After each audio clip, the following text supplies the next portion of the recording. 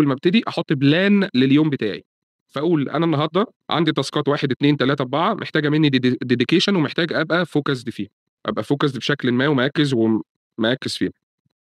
وفي حاجات تانية شوية meetings محتاج أبلانها في الوقت 1، 2، 3، 4 وفي الإيميل هاتشيكه في الأول وأشوف الحاجات لو في أي حد هيreply عليه طيب. وبعد كده هاجي أقوم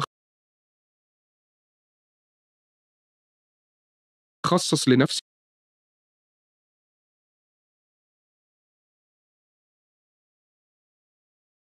حاجة اسمها focus time.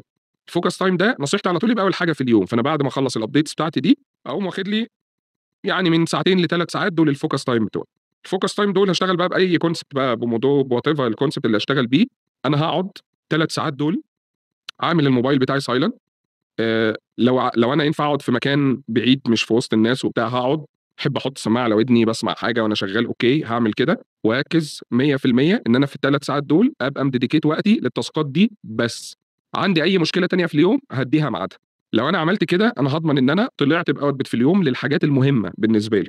وبعد لو أنا معايا team شغال أو معايا ناس شغالة أنا محتاج أعمل حاجة واحدة بس مهمة جدًا، محتاج أعرف إزاي وأdelegate لمين.